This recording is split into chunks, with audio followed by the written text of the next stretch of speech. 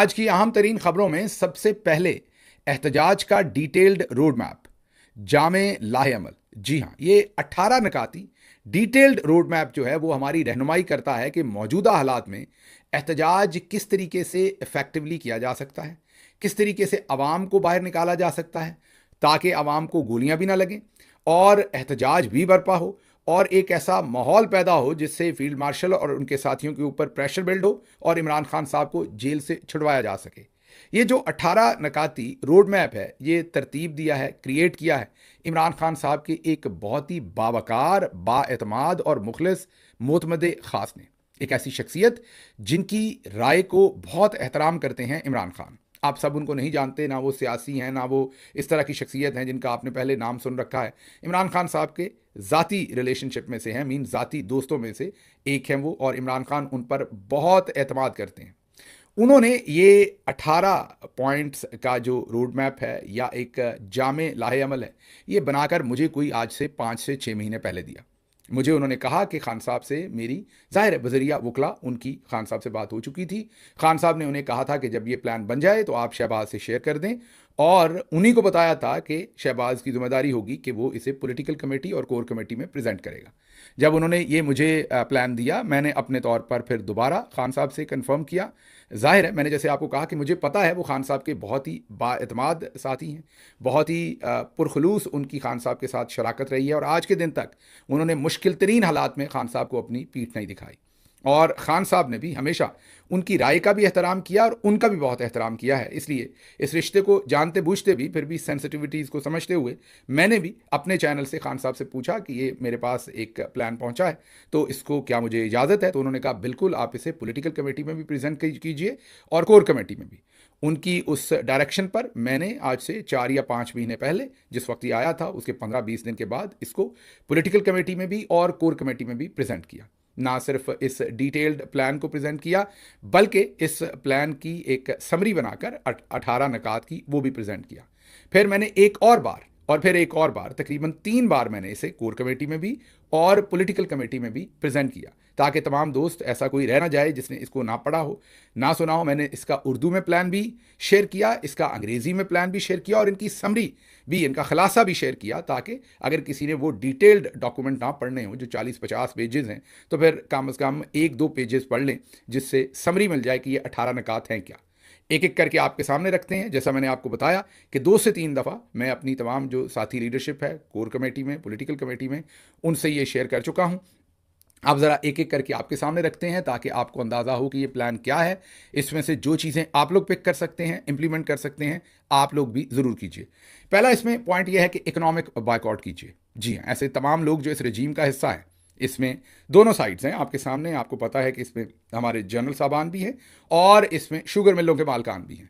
तो आपने economic boycott करना है, जिसके अंदर बिजनेसेस, प्रोडक्ट्स, उनसे रिलेटेड बायकॉट करें। मैं दोबारा रिपीट कर रहा हूँ कि ये प्लान मेरा बना हुआ नहीं है, ना ही मेरा सजेस्टेड है। मेरी ड्यूटी सिर्फ इसकी ये थी कि मैं इसे पहले कमेटीज़ के साथ शेयर करूँ।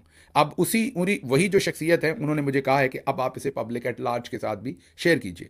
तो जो मुझे जिम्मेदारी लगाई गई उसके मुताबिक मैं अब इसे पब्लिक एट लार्ज के सामने रख रहा हूँ। तो सबसे पहले इकोनॉमिक जो बायकॉट होना चाहिए, रजीम के अंदर जो जितने भी मोहरे हैं, मैंने दोनों साइडें बता दी, उनके जो इकोनॉमिक इंटरेस्ट हैं, वो भले कोई हाउसिंग सोसाइटीज़ हैं, भले कोई ऐसी प्रोडक्ट्स हैं जो वो बनाते हैं, जो आप ख़रीदते हैं, कुछ भी है, आप इकोनॉमिक बायकॉट कीजिए ताकि फाइनेंशियली उनको हीट महसूस हो और उन्हें पता चले कि आप लोग नाराज़ हैं। अगर पाकिस्तान के 90% पाकिस्तानियों के मकबूल तरीन लीडर को गंदा पानी दिया जाता है वज़ू के लिए, या पंखा, या जो कुछ उनके साथ सलूक है, बेटों से बात ना करवाने की, अब तो खैर हुई, लेकिन पहले जो सलूक किया गया, उनकी बीवी के साथ जो सलूक किया जाता है, तो आप उससे नाराज़ हैं और आप बिजनेस एज यूजुअल नहीं चलाएंगे। तो इकोनॉमिक बायकॉट ये बहुत इंपॉर्टेंट है। दूसरा, सोशल बायकॉट। शादियों में जाना, शादियों में बुलाना, गमियों में जाना, गमियों में बुलाना, सालगिरह हो या कोई और तकरीब हो, उसमें पॉइंट बनाइए कि हजूर आप हमें अच्छे बड़े लगते हैं, लेकिन आपकी करतूतें अच्छी नहीं हैं, इसलिए हम ना आएंगे जब तक आप इस चीज़ को फिक्स नहीं करते, और ना ही हम आपको बुलाएंगे। आप अपने अपने लेवल में, अपनी अपनी कैपेसिटी में, जिस जिसको जानते हैं इस रजीम के अंदर जिन लोगों की शमूलियत है, या आपको लगता है कि जिसका भी हिस्सा है रजीम में, वो भले कोई जूनियर आदमी है भले सीनियर आदमी है, जिस जिसका हिस्सा है उनका सोशल समाजी बाइकआउट कीजिए, ताकि उन्हें पेन महसूस हो किसी तरह की, क्योंकि अभी उनको तो नहीं पता, उनका एसी भी चल रहा है, उनके धंधे भी चल रहे हैं, उनकी नौकरियां भी चल रही हैं, उनको पैसा भी आ रहा है, और इमरान खान और उनके साथियों के ऊपर ज़मीन उन्होंने तंग की है और ख़ुद वो दिन दुगनी रात चौगनी तरक्की कर रहे हैं। तो आपको इनका समाजी बाइकआउट करना पड़ेगा, आपको थोड़ा एक कदम पीछे, आपको कहना पड़ेगा कि हमें आप बड़े प्यारे हैं, लेकिन आप ये जो कुछ कर रहे हैं इस पर हम बड़ा शदीद नाराज़ हैं, इसलिए अब हम आपका समाजी बाइकआउट कर रहे हैं। अगला पॉइंट, फ्लैश प्रोटेस्ट पहले भी होते हैं, ये पीटीआई करती रही है। फ्लैश प्रोटेस्ट बहुत ज़्यादा अनाउंस करने की ज़रूरत नहीं, लेकिन एमपीएस एमएनएस अपने इलाकों में फ्लैश प्रोटेस्ट करें। मसलन अगर किसी सिग्नल के ऊपर 10 गाड़ियां ले जाएं लोग, और उन 10 गाड़ियों को ही वहां रोक दें तो ट्रैफिक ब्लॉक हो जाएगी, और उसके बाद थोड़ी देर के बाद अगर वहां से चले भी जाएं तो आधा पौना घंटा वहां पर प्रोटेस्ट हो सकता है।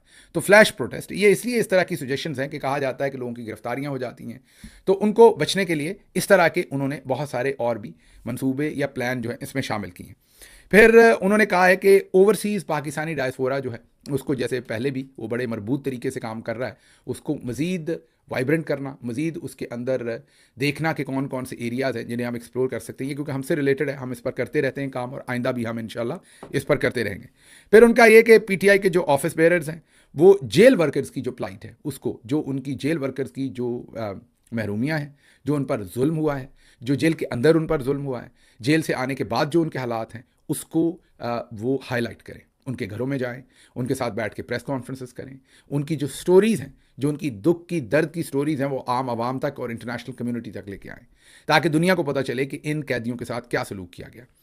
अगला उनका मशवरा यह है कि इंटरनेशनल मीडिया के साथ लगातार इंगेजमेंट होनी चाहिए पाकिस्तान तहरीक इंसाफ की लीडरशिप की पाकिस्तान के अंदर, और उनकी ब्रीफिंग के बार बार इंतजाम करने चाहिए। भले आप प्रेस कॉन्फ्रेंस ना करें, लेकिन उनके साथ नशस्तें होनी चाहिए, उनके साथ बैकग्राउंड टॉक्स होनी चाहिए, उन्हें बुला के ब्रीफिंग ज़रूर देनी चाहिए ताकि इंटरनेशनल मीडिया को पता चले कि वहाँ पर क्या हो रहा है।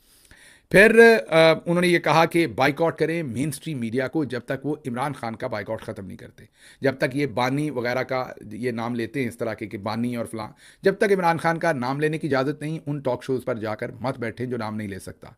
आपके बगैर टॉक शो कर सकते हैं तो कर लें, कभी भी नहीं कर सकेंगे। एक हफ़्ता 2 हफ्ते के बाद उन्हें आपकी ज़रूरत होगी, क्योंकि लोग, अगर आप इमरान खान को और तहरीक इंसाफ को माइनस कर देंगे किसी डिस्कशन में से, तो लोग उस डिस्कशन को सुनने में इंटरेस्टेड ही नहीं है। तो जब आप जाकर बैठते हैं और इस पर राज़ी हो जाते हैं कि वो बानी बानी बानी कहें, तो आप एक किस्म की उनके पूरे प्लान को लेजिटिमेसी दे देते हैं, या कम अज़ कम ऑक्सीजन दे देते हैं। तो इसलिए इसको बाइकआउट करें जब तक इमरान खान के नाम की वो परमिशन ना दें।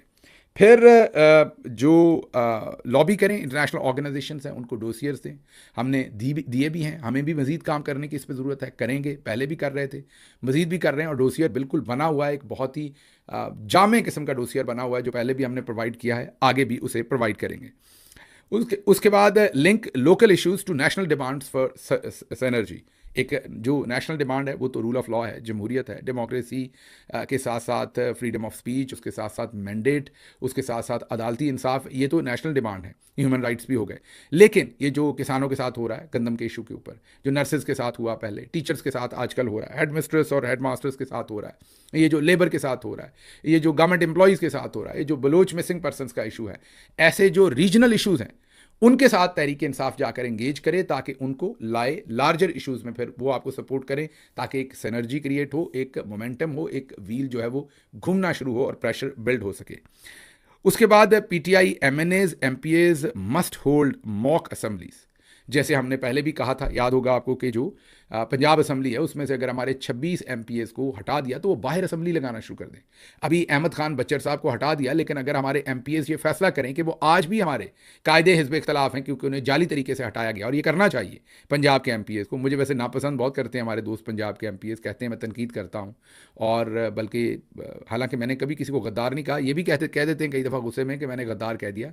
नहीं, मैं आपको गद्दार नहीं कहता, लेकिन आपकी जो प्रोटेस्ट करने की जो हिकमत अमली है उससे मैं अग्री नहीं करता, और ऐसे ही मैं नेशनल असम्बली के बारे में भी यही बात करता हूँ, वहाँ भी मैं अग्री नहीं करता। तो अब अहमद खान बचर साहब बली चढ़े हैं, उन्हें कुर्बानी देनी पड़ी है, तो क्यों नहीं आप मॉक असम्बली करते और अहमद खान बच्चर ही आपके हिज़्ब इख्तलाफ रहें और असम्बली के बाहर मॉक मीन आप अपनी असम्बली लगाएं, वहाँ पर कम से कम प्रेस में उसकी रोज़ कवरेज होगी, कोई ना कोई नया इशू, कभी किसानों को बुला लें, कभी किसी और को बुला लें, वहाँ लोगों को बुलाइए जिनके इशूज़ हैं, उनको उसी असम्बली के अंदर तकरीर करने दीजिए जो आप असम्बली के बाहर लगाएं। उसके बाद आप लीगल सिस्टम को चोक करें। लीगल सिस्टम के अंदर आप वकला को तैयार करके लातादाद पिटिशन्स डालें, आप इतनी दरखास्तें डालें कि लातादाद दरखास्तें हों, ताकि लीगल सिस्टम आपकी एक दरखास्त को इग्नोर करे तो दूसरी पड़ी हो, दूसरी को करे तो तीसरी पड़ी हो। मेन आप लीगल सिस्टम को चोक कीजिए, इनको फिर उसका वज़न उठाना पड़े उस सारे काम का। उसके बाद मस्जिदों को जब प्रेयर्स पर जाते हैं वहाँ आपके वफ़द जाने चाहिए, जैसे तबलीगी जमातें जाती हैं, और जो इंसानी हकूक़ की पामाली हुई है, जो ख़वातीन के साथ ज़्यादती हुई है, जो इंसाफ के साथ ज़्यादती हुई है, जो इस वक्त गरीब के साथ ज़्यादती हो रही, उसकी बात ज़रूर वहाँ पर करें। और मसाजिद से जो हक पर खड़े होने की बात है और उसके साथ साथ जो बात है इंसाफ की, उसकी वहाँ पर भी, मस्जिद के अंदर नहीं करने देते तो मस्जिद के बाहर खड़े होकर लोगों को एंगेज कीजिए। तो मसाजिद एक इंसाफ की डिमांड के लिए बहुत उम्दा इंस्टीट्यूशन हो सकता है। फिर नेम एंड शेम, जो रजीम के फंक्शनरीज़ हैं उनको नेम एंड शेम करें और उसके लिए एक वेबसाइट मुरतब करें जिसके ऊपर तमाम लोग नीचे से ऊपर तक जिन ने अपना गंदा किरदार अदा किया है, उनके तमाम जो उनके कारनामे हैं वो भी मौजूद हों, उनकी तस्वीर मौजूद हों और उनका ओहदा मौजूद हो और पता हो कि उन्हें नेम और शेम क्यों किया जा रहा है, ये भी करना चाहिए। फिर ऑर्गेनाइज ऐसे यादगारी दिन, मीन किसी ना किसी हवाले से जो यादगारी दिन है, जैसे फॉर एग्जांपल अगर ज़िले शाह की शहादत का एक दिन है तो उस दिन भरपूर एहतजाज किया जाए। उसके बाद अरशद शरीफ की शहादत का दिन है तो भरपूर एहतजाज उस यादगारी दिन पर किया जाए। उसके बाद अगर किसी को भी, आज़म खान सवाती को जिस दिन उठाया था वो भरपूर यादगारी दिन हो, शहबाज गिल को जिस दिन उठाया था, जिस दिन उस्मान डार का इंटरव्यू आया था, जिस दिन सदाकत अब्बासी का इंटरव्यू आया था, जिस दिन मीन हर एक चीज़ का यादगारी दिन बनाया जाए और उस दिन उस यादगारी दिन के एतबार से कोई ना कोई एक्टिविटी जो है वो तरतीब दी जाए ताकि दोबारा से पहिया घूमता रहे। उसके बाद सोशल मीडिया के ऐसे लोग जिनको उठा लिया गया, जैसे अभी हमारे सोशल मीडिया के 2 लोगों को यूएई में, अरब अमारात के अंदर उठाया हुआ है और उनको शायद 7 से 8 महीने से उठाकर वहाँ जेल में रखा हुआ है। इसी तरह पाकिस्तान में भी बहुत सारे लोग हैं जो सोशल मीडिया से हैं, वॉलंटियर्स हैं, उनके साथ बड़ी ज़्यादती की गई है। उनको चैम्पियन करें, उनके साथ खड़े हों, उनको सपोर्ट दें, उनके घरों पर जाएं, उनके पेरेंट्स का शुक्रिया अदा करें, उनके ख़ानदानों का शुक्रिया अदा करें जिसमें से वो गो थ्रू हुए हैं। तो ये भी बहुत ज़रूरी है कि सोशल मीडिया को भी हम शाबाश भी दें और उनके साथ भी खड़े हों। आखिर पर जो हमारे जेलों से निकले हुए या प्रोटेस्ट या किसी भी तरह से हमारे अफेक्टेड वर्कर्स हैं, उनके लिए फंडिंग इकट्ठी की जाए और उनको सपोर्ट की जाए। पार्टी कर भी रही है, अमेरिका से भी हुआ है, बाकी जगहों से भी ये हुआ है, कर भी रही है, मज़ीद करना चाहिए और वो होता हुआ लोगों को नज़र भी आना चाहिए ताकि आवाम को ये एहसास हो कि ये पार्टी अपने वर्कर्स को अकेला नहीं छोड़ती। ये चंद चीदा पॉइंट्स थे और भी इस प्लान के अंदर कुछ पॉइंट्स हैं और ये एक बड़ी मरबूत फाइल है जो बनाकर दी थी। जैसा मैंने आपको कहा, आपके सामने इसलिए रखी है कि अभी 5 अगस्त है, देखते हैं ये एहतजाज कैसा होता है, कितने दिन तक जारी रहता है या इसे एक ही दिन पर इसे सिर्फ और सिर्फ ख़त्म कर दिया जाता है। बहरहाल जो भी होता है उसके बाद भी एहतजाज करने होंगे, उसके बाद भी इस तहरीक को चलते रखना होगा। तो उसके लिए ये एक मरबूत प्लान है जो मेरी ड्यूटी लगी थी कि उसको पेश करूं, पहले कोर कमेटी, पॉलिटिकल कमेटी में, अब पब्लिक एट लार्ज, और मैं आज उसे आपके सामने रख रहा हूं। अब चलते हैं अगली खबर की तरफ। अगली खबर, आपको पता है कि आजकल यौम आज़ादी की आमद है, जश्न आज़ादी भी कहते हैं हम इसको, और आज़ादी का जश्न 14 अगस्त को, और 10 दिन रह गए हैं उसमें, लेकिन 10 दिन पहले ही कायदे आज़म, अल्लामा इकबाल दोनों को गायब कर दिया है। जी हाँ, और उस पर आ गया है शरीफ ख़ानदान और उनके ख़ानदान के बाकी लोग। आप ये 2-3 तस्वीर देख लीजिए, ये जश्न आज़ादी की मुबारकबाद है। इस पर नवाज शरीफ भी हैं, उनकी बेटी मरीम नवाज़ भी हैं और उनके फील्ड मार्शल आसिम मुनीर साहब भी हैं। बाकी कायदे आज़म भी शायद वो भी तेल निकालने चले गए होंगे माजरत के साथ, आजकल आपको पता है तेल निकाला जा रहा है, तो या फिर वो तेल ख़रीदने चले गए होंगे कहीं पर माजरत के साथ। अल्लामा इकबाल रहमतुल्लाह अलैह को भी वहाँ से फ़ारिग कर दिया गया। उन्हें कहा हो गया कि आप शायरी वायरी करें, आपका यहाँ क्या काम है, आप लीडर थोड़ी हैं, आप शायरी करें बैठ के, आपका यहाँ क्या काम है, ये काम हम बहुत अच्छा कर लेंगे, बाप बेटी और बाकी सारी हमारी टीम जो है। तो ये मामला है। कि जो मैंने आपको कहा था ना कि इनका बस चले तो ये नोटों पर भी अपनी तस्वीरें चढ़वा दें। अभी इनका बस नहीं चलता, लेकिन कोई शक नहीं कि ये हो सकता है किसी दिन कोई छोटा नोट निकाल दें वाकई, जिसके ऊपर या इनकी अपनी तस्वीर हो या फील्ड मार्शल साहब की तस्वीर हो। कोई इनसे बईद नहीं। बहरहाल जो 14 अगस्त जश्न आज़ादी की तकारीब और उनका जो इस वक्त मटीरियल है उस पर से कायद आज़म रहमतुल्लाह अलैह और इकबाल रहमतुल्लाह अलैह की जो तस्वीर हैं वो गायब कर दी गई हैं। आगे चलते हैं। अगली खबर जहांगीर जदून है। ये एडवोकेट जनरल रहे हैं इस्लामाबाद के। जी हाँ, 26वीं आईनी तरमीम का मकसद सिर्फ ये था कि एक ऐसा आईनी बेंच या अदालत कायम की जा सके जिसे कंट्रोल किया जा सके। जिस जज ने नवाज शरीफ को सज़ा दी उसी जज बशीर ने इमरान खान को भी सज़ा दी। कहना वो ये चाह रहे हैं कि जज साहब जो थे ये जनरल साहबान के जज थे। पहले नवाज शरीफ के खिलाफ इस्तेमाल किया गया और उसके बाद इन्हें इमरान खान के खिलाफ। जो प्रोसिक्यूटर नवाज शरीफ के खिलाफ थे वही आज इमरान खान के खिलाफ हैं। जो भी चीफ जस्टिस प्रो एस्टेब्लिशमेंट रहा है उसने उस मुल्क की तबाही की है। ये तबाही अभी भी हो रही है और मज़ीद होगी। जहांगीर जदून इस्लामाबाद में ये मुस्लिम लीग नवाज़ के अहदेदार भी रहे हैं और ये उनके एडवोकेट जनरल भी रहे हैं। बातें बहुत अच्छी कर रहे हैं, लेकिन की मेरे कत्ल के बाद तौबा, मुझे शेर पूरी तरह से याद नहीं है, लेकिन असल बात यही है कि मेरे कत्ल के बाद तौबा की है। तो इस पर क्या कहा जाए, क्योंकि जहांगीर जदून साहब जो हैं ये उस वक्त एडवोकेट जनरल थे जब मैं बगावत और गद्दारी के केस में मुझे उठाया हुआ था। ये अदालत आते थे तो मैं इनके चेहरे की तरफ गौर से देखता था, क्योंकि ये जब अदालत में जब मेरे पर शदीद तरीन तशद्दुद हो रहा होता था तो ये इंतहाई बेरहमी से, बेशर्मी से मेरे पहलू में खड़े होकर कहते थे कि इसको तुन दें और इसका जो है वो रिमांड भी दें, और ये झूठ बोल रहा है, इस पर कोई तशद्दुद नहीं हुआ, और तमाम चीज़ों को जुटलाते थे। आज जो इन्हें इनकलाबी किस्म का बुखार चढ़ रहा है और इनको लग रहा है कि जिन जजेस, और ठीक चढ़ रहा है, बात तो इनकी अभी ठीक है, लेकिन शायद अब ओहदे पर नहीं है। मुझे नहीं पता कि इन्हें हटा दिया गया था या वाकई इनके ज़मीर ने बाद में अंगड़ाई ली थी, लेकिन कम अज़ कम जब ये मेरे केस में वहाँ पर आते थे तो मैंने इनमें यजीदियत ही देखी थी।